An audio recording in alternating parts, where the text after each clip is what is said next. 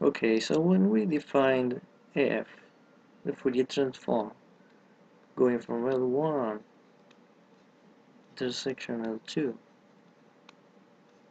to L2,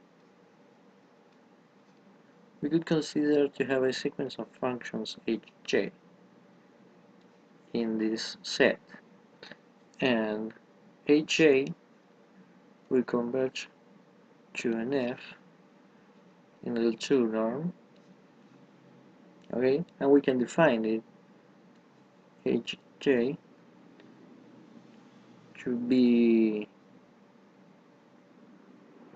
okay equal to f if absolute value of x is less or equal than j, and 0 if, well, the other. Okay, so if we define a sequence of functions in this set such that it converges to f in L2 norm, then we can define its can have its Fourier transform in the following way: integral of x less than j f of x e minus 2 pi I xi dx, and this will be equal to the integral in Rn hj of x e minus 2 pi I xi dx.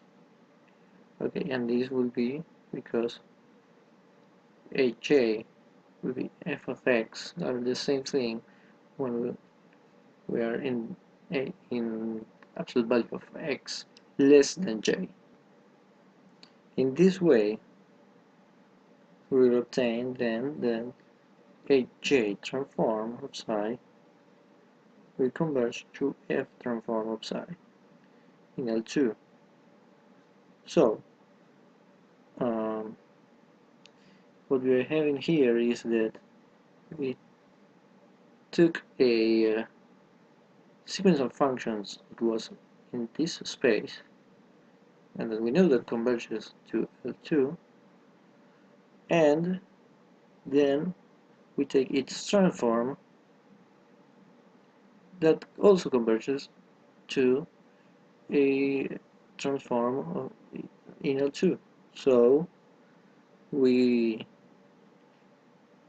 could take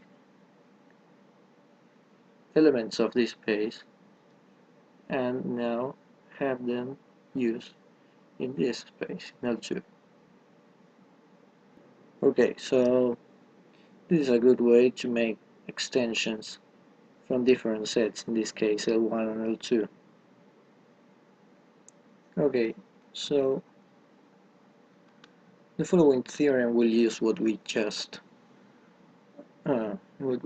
said. The inverse of the Fourier theorem of a Fourier transform, let's call it f minus 1, can be defined by the following formula, that will be f minus 1 f of x equal to f of x with minus here. This will be for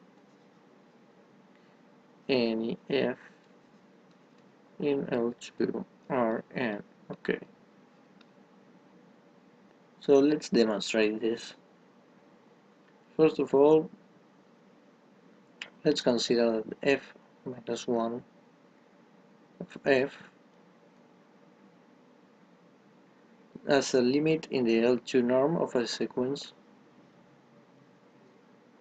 fj of x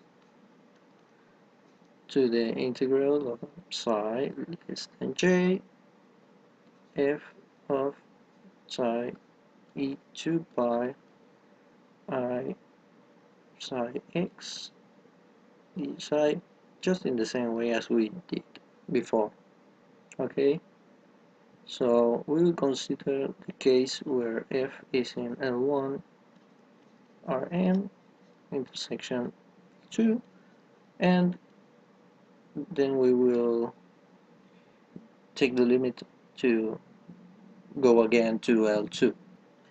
So recall that the Fourier transform is a unitary operator, and that means that the inverse is equal to the adjoint. Okay, so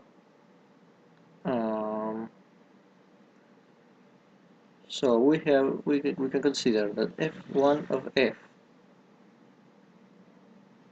okay, transform is going to be equal to r the integral Rn f transform psi e2 pi I psi x d psi, and it will be the limit of fjx, and now it will be for L2. Okay, so let's consider the scalar product of a function g, f minus 1, f transform, okay, and this will be equal to integral in Rn gx, the integral of Rn f transform psi e2 pi I psi x d psi, okay, and dx, okay, and this will be equal to integral in Rn of Rn gx e minus 2 pi I x psi dx parenthesis f transform psi conjugate d psi. This is equal to f of g f transform. Okay, so we haven't done anything but use the definition that we had of f1f, and then complete conjugate, interchange the integrals, and we arrive to this other scalar product. So this is equal to g f minus 1 f transform. Okay, so this is for any g, okay, any g in L1 Rn intersection L2 Rn, and okay, so what we obtain is that what we define as f minus 1 is f adjoint, so f1 is the inverse Fourier transform in L2.